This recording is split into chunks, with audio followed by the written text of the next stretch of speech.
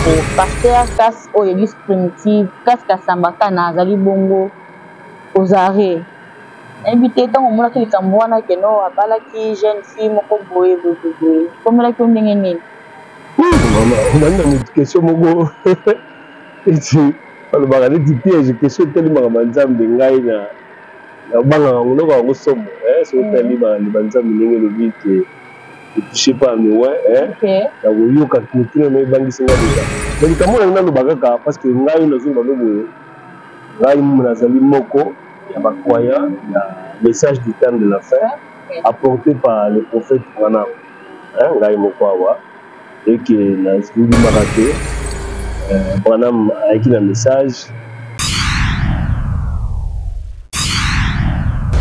donc mission ya Branham mandat ya Branham eza lié ou comparé na ministère ya Jean-Baptiste. C'est quand même fondamental comme précision à consigner. De même que j'ai envoyé Jean-Baptiste pour préparer ma première venue, ainsi je t'envoie avec ces messages qui va précéder ma seconde venue. Jean-Baptiste, message naïe, résumé dans mon question pour le banding à Guinée. Alors, voici l'agneau de Dieu qui ôte le péché du monde. Voici l'agneau de Dieu. Là, il est bien. Ce que vous savez, l'attendre à plus de moi, mingi. Au moment que, Bible le dit, quelques jours après, à mon avis, Jésus a zoko le la musique. À part le bagi, voici la musique a bagi ça Jésus. Voilà l'agneau de Dieu qui ôte le péché du monde. C'est pour dire que Jean-Baptiste a tiré le fidèle la mandat naïe. À communiquer, nous pouvons dans la finale. Jésus, toujours va sauver par la grâce. C'est grâce. Il y a Sauveur, notre Seigneur, à ce qui compte. Nazali parmi rares journalistes Oyo, ayambi fois passer casse, n'a évité une dizaine de fois. Sur la dina Luka, la chiffre, n'a évité dans les gars qui n'a RTI, les gars qui n'a RTV, on a découvert passer casse plus que la RTNT. À l'époque, c'était Chantal Camille qui présentait l'émission avec la bâton rompu. Donc, c'est là qu'il y a la juillet. Quand on a juillet, comme si on avait invité permanent. Alors, avec tout ce qu'il y a eu, je ne veux pas tout en abadéter à ma casse. Mais nous, on a soulevé ma casse. On a soulevé ma casse ici. Message authentique, biblique, c'est parce que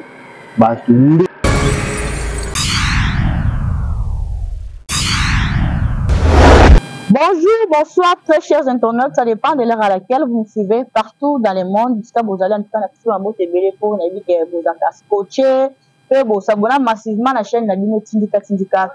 Toujours dans le cadre de l'actualité en Boka Congo. Nazali ngamo côté lelo, vous allez ndeko Gérard Lemba, azali DG ya magazine La Symbole. Nani to kosola noso actualité. Nani to kosola noso etali actualité ya Boka Congo.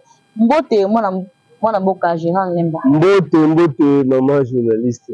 Bonne santé. Ouais, Dieu fait grâce, ça va. Ndeko Lemba toujours na hôtel actualité Boka Congo to ki ndeko pasteur kas o église primitive kas kasambaka na azali bongo ozare. Invité tant omonaki likambo wana keno abalaki jeune fille moko boye. Komelaki ndenge nini?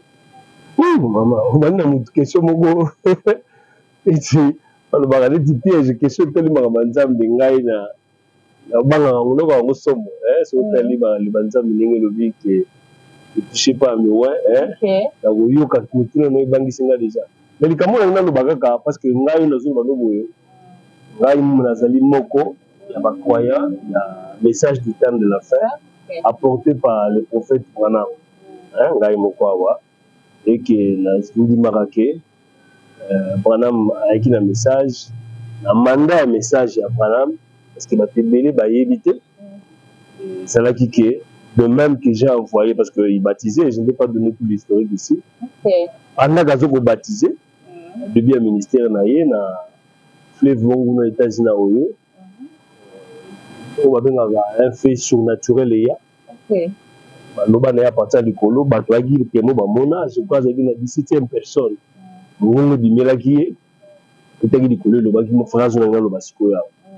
De même que j'ai envoyé Jean-Baptiste pour préparer ma première venue. Ainsi, je t'envoie avec ce message qui va précéder ma seconde venue. Donc, mission, il y a Branham, mandat, il y a Branham, ils ont lié ou comparé na ministère, il y a Jean-Baptiste. C'est quand même fondamental comme précision à consigner. De même que j'ai envoyé Jean-Baptiste pour préparer ma première venue, ainsi je t'envoie avec ce message qui va précéder ma seconde venue. Jean-Baptiste, message naïe, résumé dans mon question pour le banding yaginine. Alors voici l'agneau de Dieu qui ôte le péché du monde. Hein? Voici l'agneau de Dieu. Là, il est beaucoup. Ce que vous avez de moi mingi. Au moment où Bible dit ce qui quelques jours après. À mon avis, Jésus a dit que la musique, à part le bagi voici, la musique a bagi sa raison, voilà l'agneau de Dieu qui ôte le péché du monde. C'est pour dire que Jean-Baptiste a tiré fidèle la mandat naïe. A communiqué Moutouana Zakinani. Le Seigneur Jésus-Christ, toujours va vous sauver par la grâce. C'est grâce, il y a Sauveur, notre Seigneur. À ce qui corps, il y a. Donc aujourd'hui, on a dit que le lot bakumi va comment on a toujours exemple il y a Salomon que non Salomon la Bible d'Aki na basi embelé. C'est même normal. Puis on a ça qui 17e femme. Là, il y a on a besoin de côté la côté la mine wala ti. Ezali bon, na ko se vanter quoi. Nazali parmi ba rare journaliste oyo ayandi fait passer casse na évité une dizaine de fois. So la bina luka ba chiffre na évité na lekaki na RTI. Les gars qui n'ont TV, on a découvert parce que c'est plus que la RTNT. À l'époque, c'était Chantal Kanimbo qui présentait une émission à bâton rompu. Donc, c'est là qu'on a joué. Quand on a joué, comme si on avait un invité permanent. Vous comprenez? Alors, avec tout ce qu'il y a eu, je ne veux pas autant à ma casse. Mais nous, on a souligné ma casse ici en Rwanda. On a souligné ma casse ici en Rwanda. Message authentique, biblique. C'est parce que derrière c'est Satan le diable, nous derrière pour apporter ma mauvaise interprétation. C'est que le message est clair. Voilà ma phrase plusieurs fois. Si ce n'est pas écrit dans la Bible, rejetez-les. Ce qui est dans le Bible, au moment où la Bible était, soit au Bible lobby. Mais si c'est Branham Yangoana, c'est-à-dire Bible, rien que la Bible. Branham comme étant mon tapé, c'est qu'à vie n'a pas question belé. Mais tant qu'on a découvert, ou a un message par le Saint-Esprit que au Bible lobby, à Tiki. À Tiki aïe, à au Bible lobby. Mais malheureusement, c'est qu'on l'a dit, dans la courant côté par la miste, la branlamiste. Ceux qui ont monté le bagage, oui, on va la branlamiste. C'est ça déjà la fausseté. C'est ça déjà la déviation. On a été contre ça de son vivant.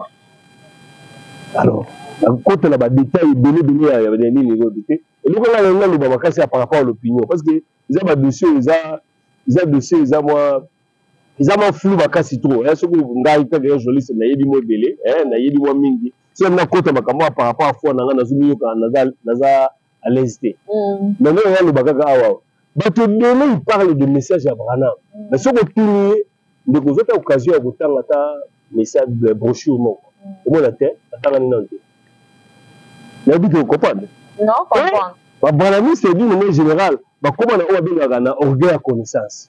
Parce que Branham, Matthieu et Branham, c'était Bible, rien que la Bible. Et Matthieu, Matthieu a rabattu la brochure. Si on a une brochure, il y a une Bible plusieurs fois. Mais une brochure, ça va tourner dans la Bible. Si on a une Bible, on a connaissance et délai. Si on a un sujet, on a un débat, on a un télévision, bien que je ne partage pas ma esprit à débat, au moins, au moins, Branham, c'est la tendance à gagner. Même si l'erreur. Mais il te démontre erreur par rapport à la Bible. Là, je parle des mauvaises interprétations.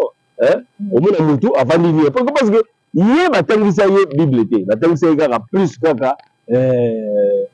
prophétie c'est le prophète Alobaki, peut-être une autre vision, mais quand on va dire que on va l'accès à la Bible là. Alors le problème c'est Azan la capacité là, mais ce qu'on a interprété mal Bible. Mona, bato quand c'est gaïbi ko le Cameroun en tout cas il est aussi dans l'erreur. Donc on a souligné comme on a vu côté na répondre au côté. Je l'ai fait exprès. Dans le bagage que bande ko bi ndanga biso partout. Donc on va faire comme Branami, Mingi, le consort. Et puis, les choses on dit qu'on confondre na combat Seigneur Jésus-Christ, c'est faux. Vous comprenez? Jean-Baptiste la Gisaki, voici l'agneau de Dieu qui ôte le péché du monde. Branham Aye, ça dit qu'à même exercice wana. Voici le Seigneur Jésus-Christ, suivez-le. Et si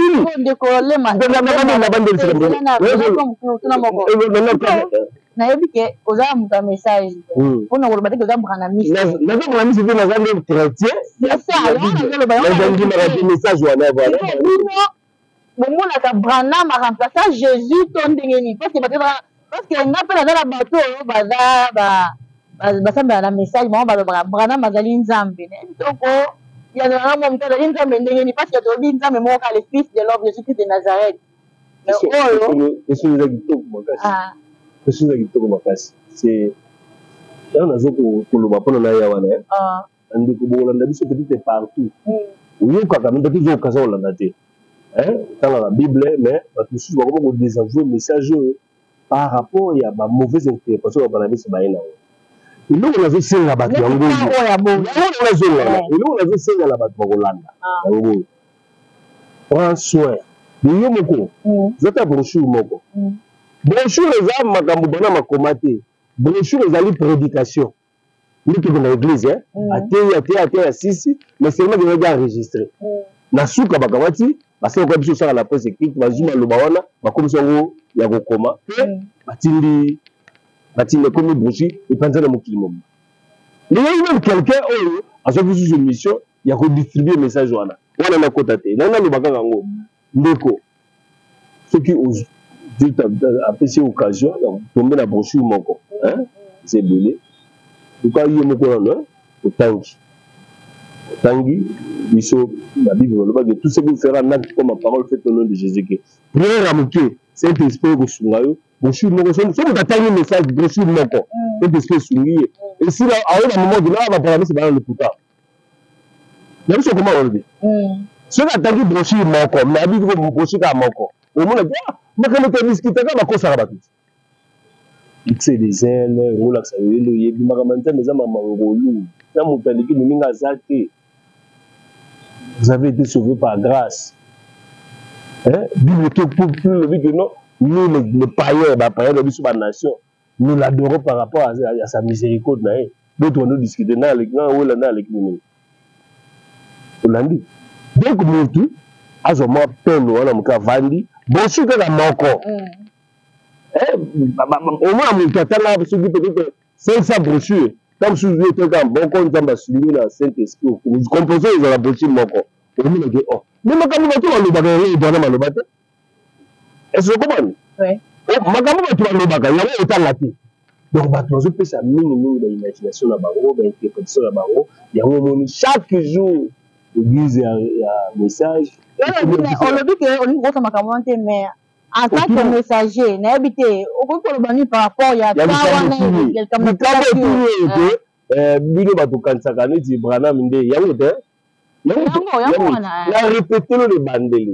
message à Branham, il y a mandat à Branham, de même que j'ai envoyé Jean-Baptiste, de même que j'ai envoyé Jean-Baptiste pour préparer ma première venue. Ainsi, je t'envoie avec ce message qui va précéder ma seconde venue. Mawananan, Jéwananan. Et ça, c'est Jésus-Christ qui n'a rien à confondre avec le mandat Abraham. Branham a couché en 65, à Kunda, aux États-Unis. Message biblique, c'est authentique. Comme le soit dans la Bible, par grâce de tout le monde. Ça, c'est la fin de toutes choses. Vraiment, la soukaya. Émission na biso quand tu es qui bino ni bandelike. Ah, wa souka précise ça la nyonso pona ko transmettre bino yango. nazalaki ni invité ozalaki ndeko Gérard Lema oyo azali bongo DG ya magazine La Symbole. En tout cas tokokamba na boye te sans ke napesa merci na boss nanga Christian Kisombe wana namoni susu boss Papi Kelly na bosani te ndeko Papi Atunga le grand Gillois wana namoni pe lisusu Luka Lucas mwana Londres ya Tongo tobosani pe te ndeko Charles Mbongo contre Mbongo agence ya sur kuna na Londres donc soko ozungo ozwa mbongo na oya bien otindi kokoli na o po ozwa ngo bien donc agence eza kaka moko na Londres agence ya mwana mboka Charles Mbongo contre Mbongo agence ya sur kuna na Londres na bosani pete ndeko cameraman oyo asungaki ngai Rabi Lema wana namoni susu na machine kuna ndeko Junior Kapaya pourquoi pas napesa pe susu mbote na mama Zozo kuna na Angleterre mwasi ya papa Edo en tout cas ya yo yango mbote belebele nalingaka bino mingi kana yesa bino bosabone massivement na chaîne na biso ya YouTube tindika en tout cas okutani très prochainement bye.